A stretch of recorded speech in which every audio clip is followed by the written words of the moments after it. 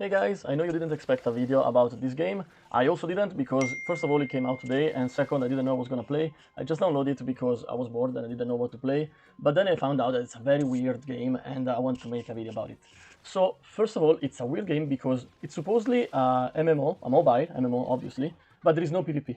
So from what I'm used, like all the game that I tried recently while I was looking for something to play, everything tried to get as much money as possible from you, and the thing that makes you spend the most usually is PvPs, like being competitive. But this game, despite being an MMO, it doesn't have any competitive aspect. Like there are ranking for PvE, but you don't really get anything particular out of it, and there is no PvP, there is no player versus player. The game apparently has been out for a while in China, but they also still don't have any PvP mode. I also checked on Discord with the staff, and they also confirmed that there is no plan for PvP mode as of now, so most likely there will never will be. And this is the first weird thing that I noticed about the game. And the second thing is that despite being an MMO, it's completely automated. And this could be a turn off for a lot of people that are actually very into MMO, but for someone that doesn't have much time and want to play like a very casual experience, being free to play and everything, this actually works out quite well, especially because you can just farm and level up while also you're AFK. So like while you sleep, the game keep playing and it's gonna get experience and drop and everything. So they do have a gacha system. I'm gonna show you now. The first one is for the skill. So you have all the character already unlocked, also because it's an MMO, so you're gonna have class, and you have every class unlocked from the start. You can choose whatever class you want, and I think tomorrow we'll try to make a quick video about which class you should choose and what you should know about them. But yeah, the first gacha is about the skill. You're gonna get all the skill through the gacha, and you're gonna have to summon, like it's gonna be very easy to get all the skill, but then you have to keep summoning for the simple reason that you can start them up, and obviously the more you start them up, the better they are gonna get the effect, and also because they have different rarity.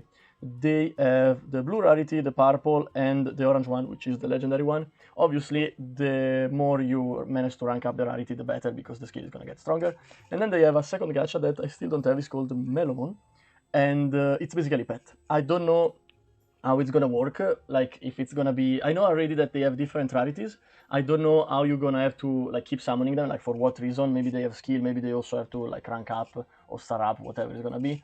But yeah, this is the true main gacha of the game, and it's not like anything game changing. Like yeah, you want to have all the skill legendary, but if you have epic or rare, which is super easy to find, it's not gonna be such a big deal. And again, you don't compete against other people mostly because there is no PvP. So unless you care very much about the ranking in PvE, there is nothing like particular that you have to do. Then let me show you the cosmetic, because yes, the game has cosmetic, but as you can see from here, it's just cosmetic. There is no bonus. They don't give you any bonus. It's just purely for your taste, like whatever you want, whatever you like for your character.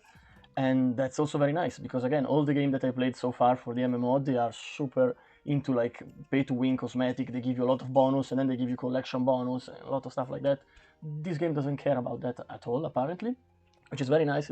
It feels very refreshing in my opinion. And again, is this game like the game of the year? Is it gonna change your life or anything like that? Of course not. Is it a game that you should play if you're super hardcore into MMO? No, obviously not. It's fully automated. You cannot even dodge, you cannot even move. Like if I try to click around, nothing is happening. You cannot move, you cannot dodge. But again, it's very relaxing, it's very casual and free to play friendly. So I kind of want to keep playing it and see how it goes and see if I have fun, if I like it. I'm gonna make a video about the class, and then I'm gonna make also a guide for beginner, because yes, it's very like easy on the outside, but if you actually get into it, you can change a bunch of stuff. You can customize a lot of build for your character. You can do a lot of preset, and there's also like a bunch of things that the game doesn't explain to you, but it's gonna help you progress faster and better, in my opinion.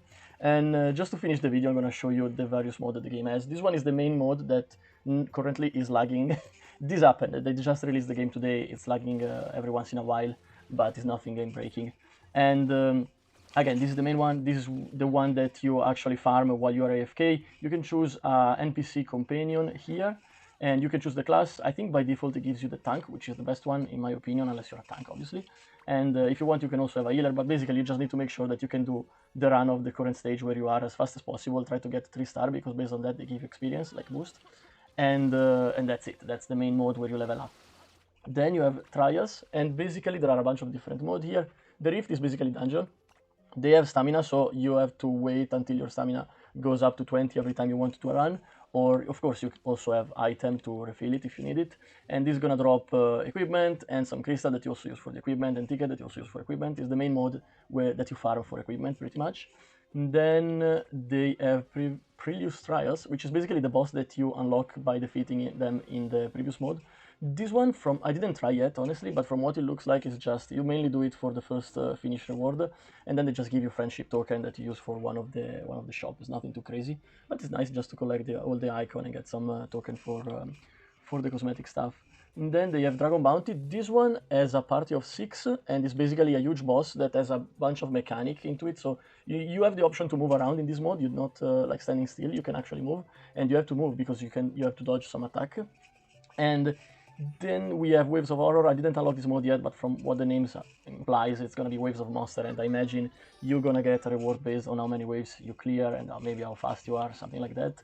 Obviously, the game tries very hard to make you join a guild and have a party of people that you play with, because it's very like every mode except for this one is with actual people. You can actually make party of NPC. For example, if I do it here, what is it, create party, you can make recruit mercenaries, and this is gonna get filled instantly by NPC. Obviously, you prefer to play with normal people, like real people, because if they do know what they're doing, they are gonna be better and they're gonna be stronger.